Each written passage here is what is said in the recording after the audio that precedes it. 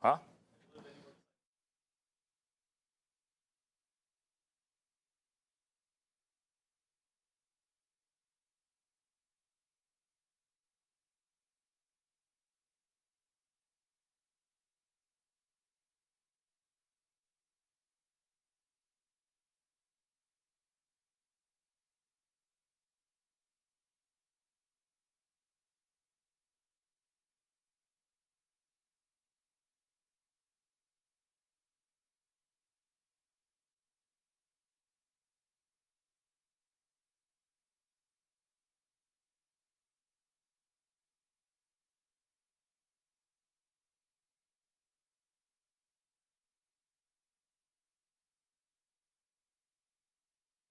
So have you heard about this? You can turn your meal into a masterpiece and win thousands of dollars for it. Yeah, Heinz is looking for a head burger artist. Grab a burger as your blank canvas and get creative with your condiments. The winners for the best burger art will win $25,000 and 3 two-night trips to try burgers all across the country, plus a lifetime supply of Heinz condiments. I guess you can never have too many of those, right? You can get real creative with a triple-decker hamburger right there, too. Yummy. I will try it. Tara's like, no way. I'll try it all. All right, we'll grill it out here next couple of days. It's going to be plenty hot out there. You may have to dodge a couple of hit or miss showers or storms, especially on Friday going into Saturday, because we've got a cold front coming in. And looky here for the weekend. It is going to be much cooler starting Sunday, guys. All right, a little chill down and maybe a little bit of wet weather coming into the weekend. Thanks for joining us tonight. And we'll see you here at CSL coming up next at 11. Good night.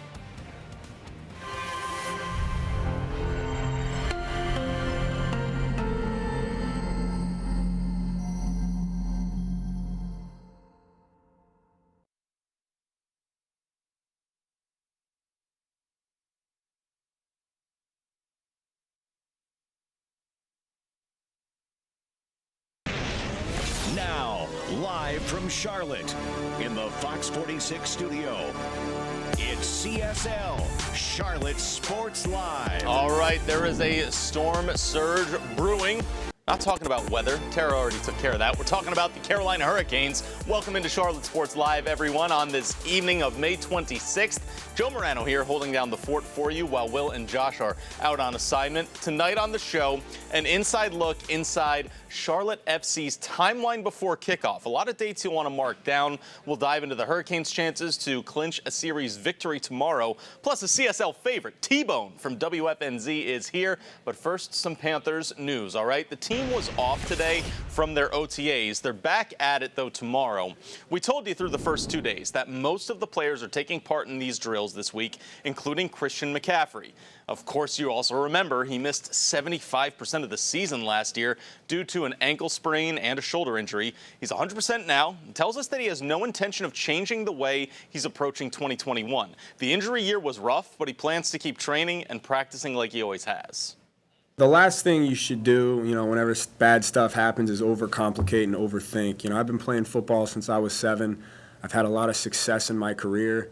I've never missed a game in my life until last year, and sometimes it happens. It's happened with players that play 25 years in the league. It happens with, perennial All-Pro Hall of Fame quarterbacks have missed years. Running backs have torn ligaments and came back and been the MVP of the league. And it's just something that happens that I just think gets talked about a lot because it's something to talk about. But I'm just sticking to my P's and Q's. I know how to play this game at a high level.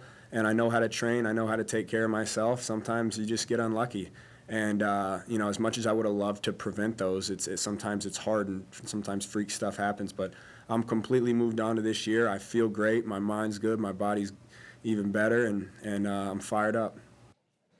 All right, let's dive a little deeper into this with someone who's been trying to get McCaffrey to have lunch with him ever since he was drafted. He's WFNZ Sports Radio's Travis T-Bone Hancock. T-Bone, welcome to the show. How are you doing tonight? Hey, pleasure to be here, not Will.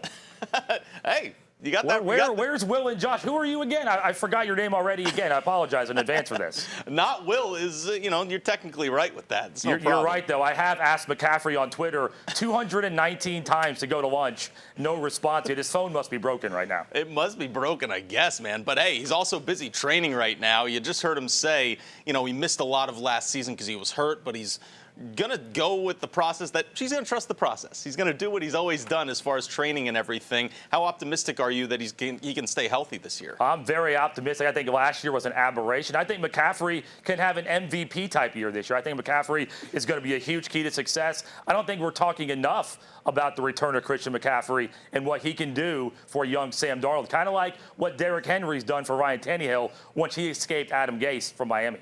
Man, and even if you're not a Panthers fan, if you like the Chargers or something, I feel like anyone wants Christian McCaffrey healthy, because we said this last night. In 2019, he got 1,000 yards rushing and receiving. He's just explosive and entertaining for the league. Don't you agree?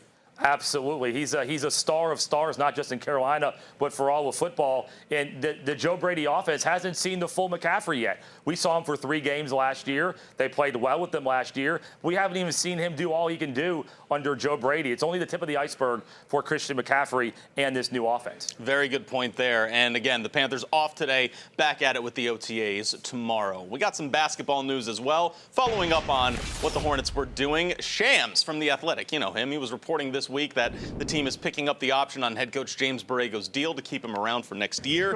No talks of an extension, just that he's going to work that final year of his deal.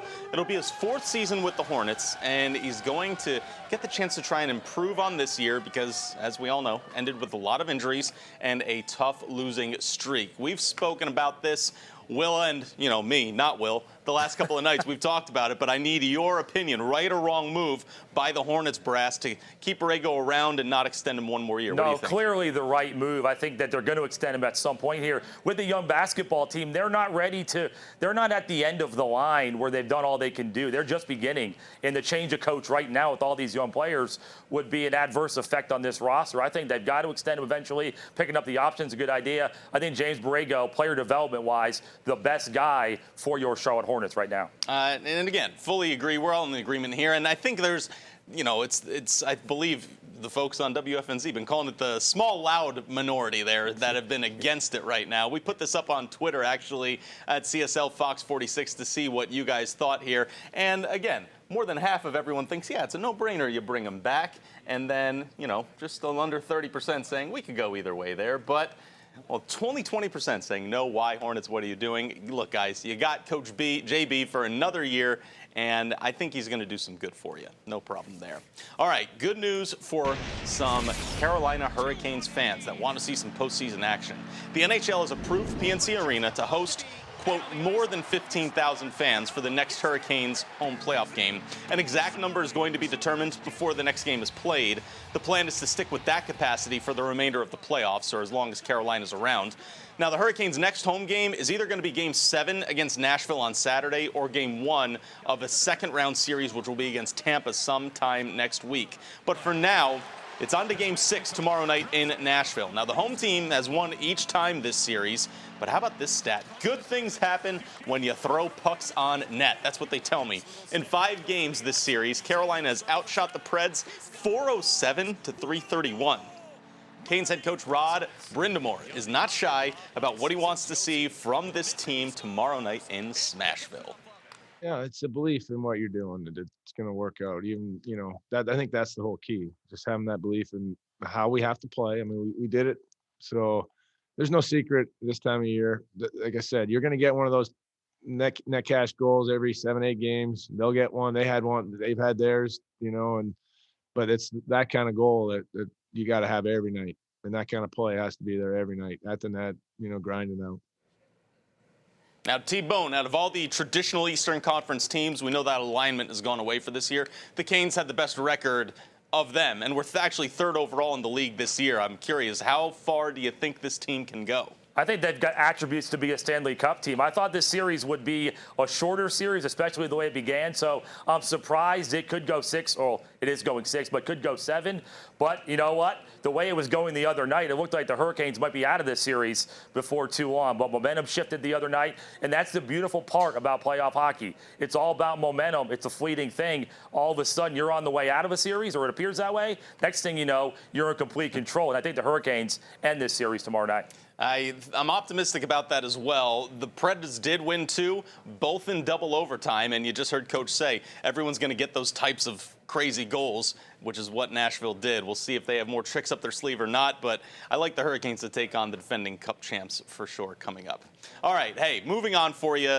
We got plenty more on CSL. The Magic is coming to our area, but not just any Magic. We're talking about that Magic. Johnson. Find out why he's coming to the area tomorrow. Also, LENOIR-RHYNE men's lacrosse is gunning for a national title this weekend. We'll talk with Coach Greg Paradine about the journey to get there.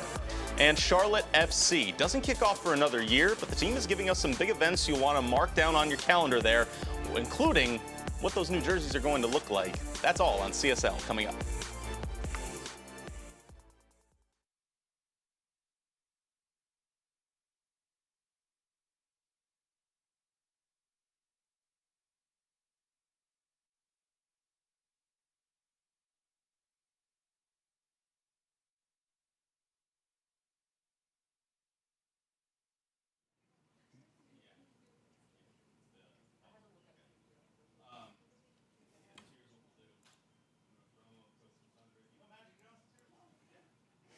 Yeah, hi, you got me? Hello, hello.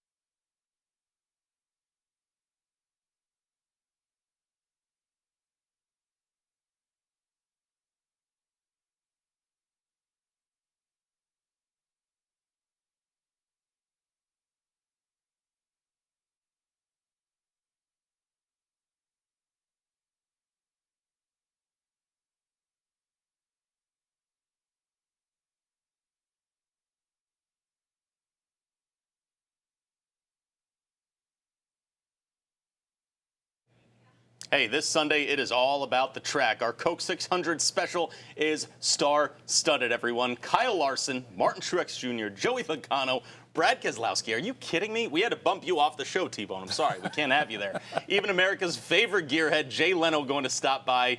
All right, that's live from Charlotte Motor Speedway for a full hour, Sunday at 4:30 before the race. Don't miss that.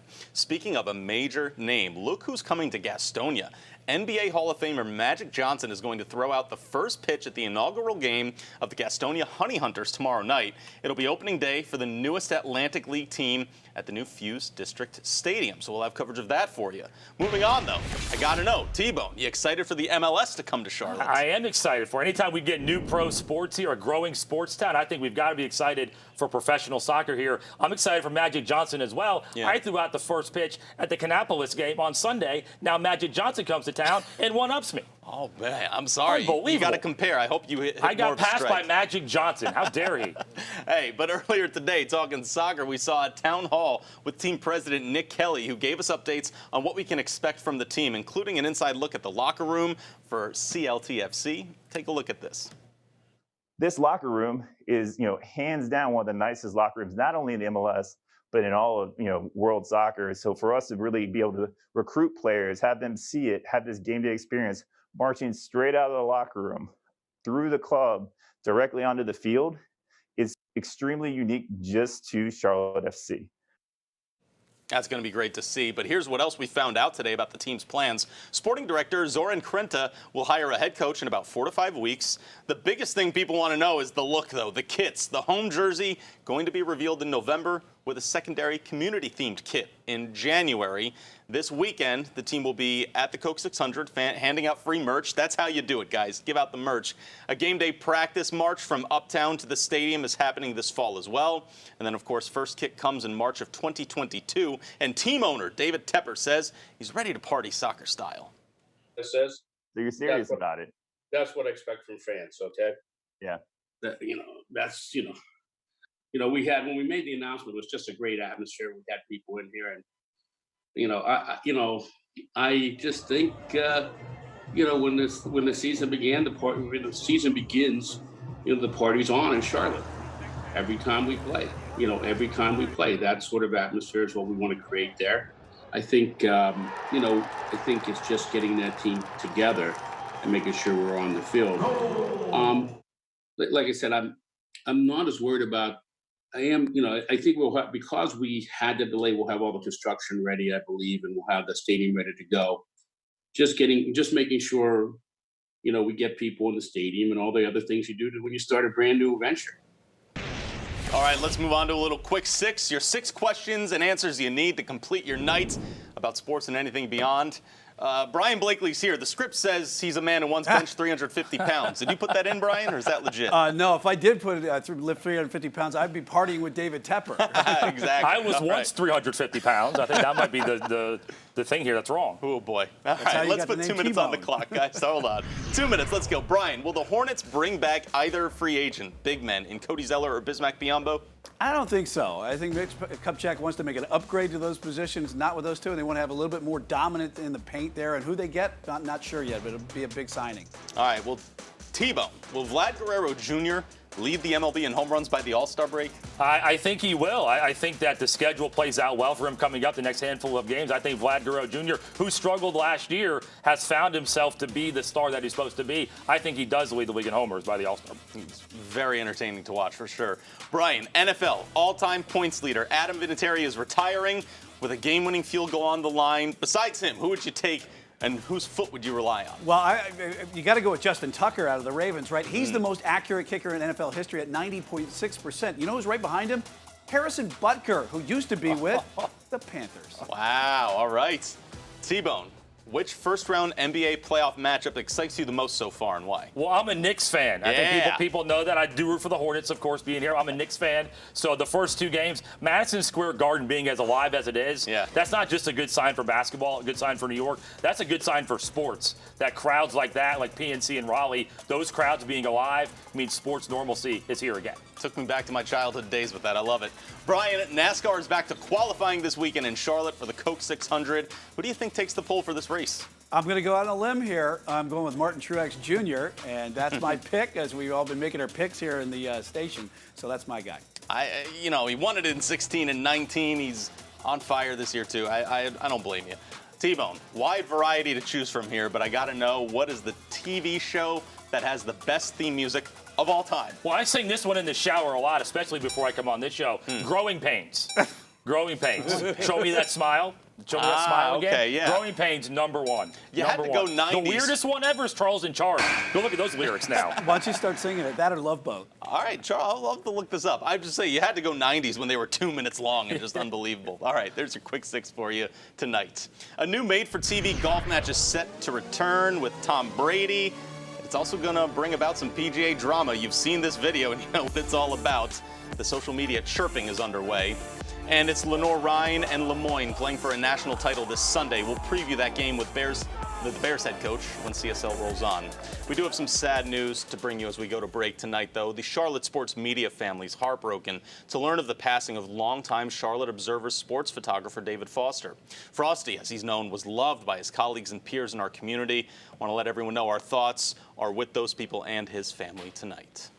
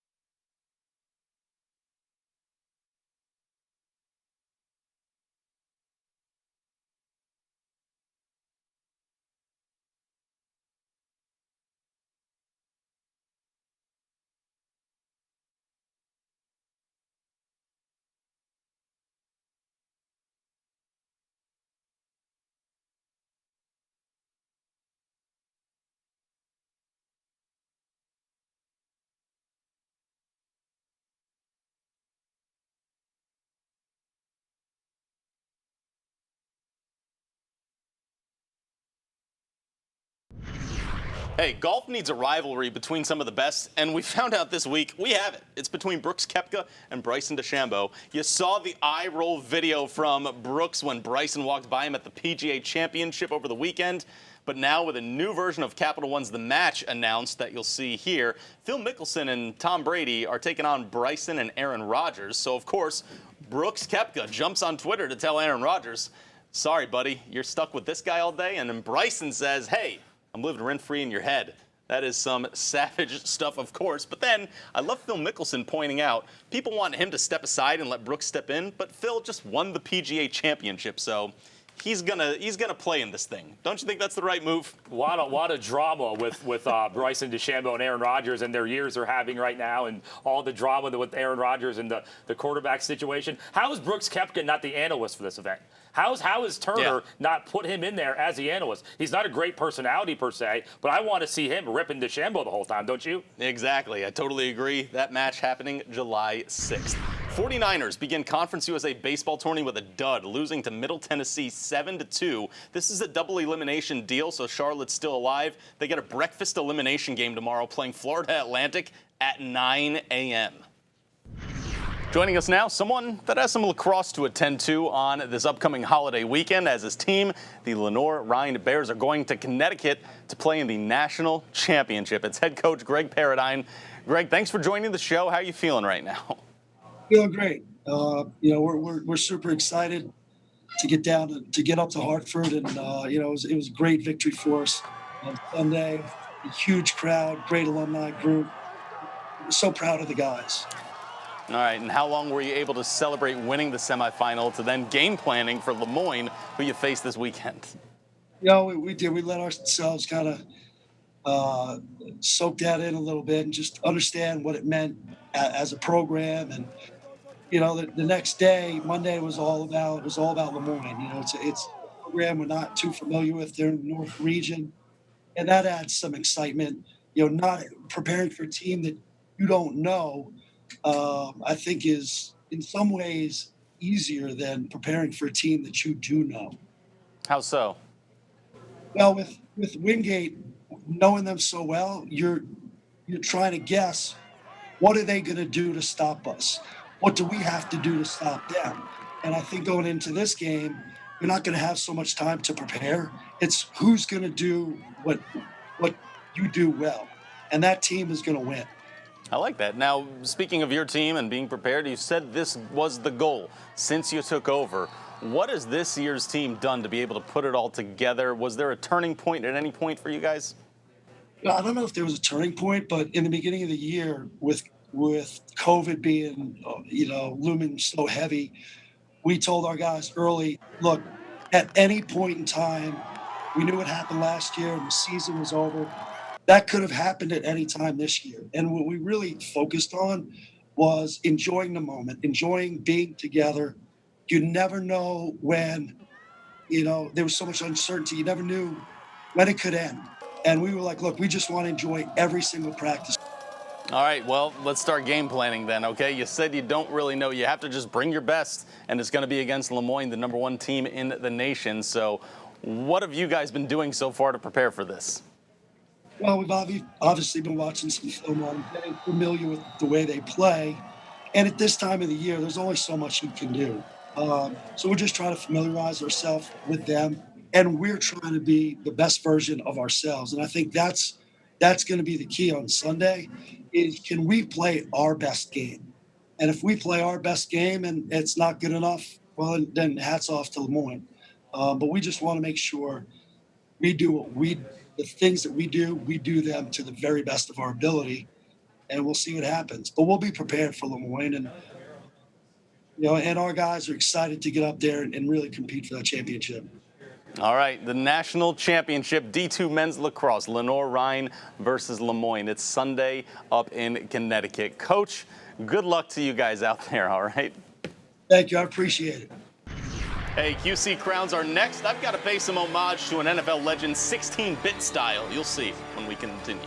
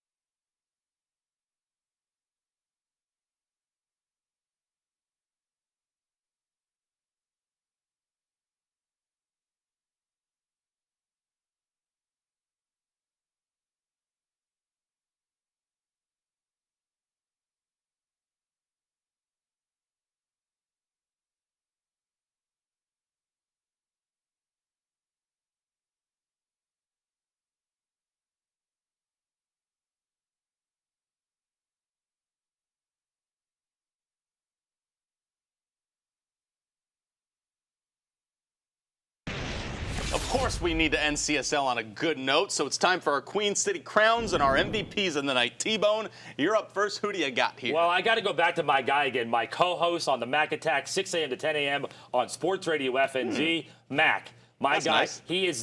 he's professional. He's classy. I'd rather, when you think Charlotte sports, you think Chris McLean. There's no better person in the city to represent all of us. Wait. My man Mac is my Queen City Crown. Is Yes. that professional? What's that? That's what we're looking at? Oh, we got the wrong photo up there again, don't we? Oh, I'm sorry about that. That's not a good photo of him. I'm sorry, Mac. He's still professional, but that's what I look at every single day during the radio show. Hey, all right. My hat's off to you for dealing with it, buddy, all right? Hey, Adam Vinatieri retired, all-time NFL points leader. This is how he looked when in video games in his rookie year. They weren't even close-ups of people. Look at that's Adam Vinatieri back then, and he lasted so long in the NFL that's how he looked in the most recent Madden. I love when people outlive the video game ascension. It was like Mark McGuire back then. What is exactly. Unbelievable. Hey, that'll do it for us on Charlotte Sports Live right here. T-Bone, listen to him tomorrow morning on WFNZ and every morning there. Thanks for joining us tonight, and everyone, have a good Wednesday.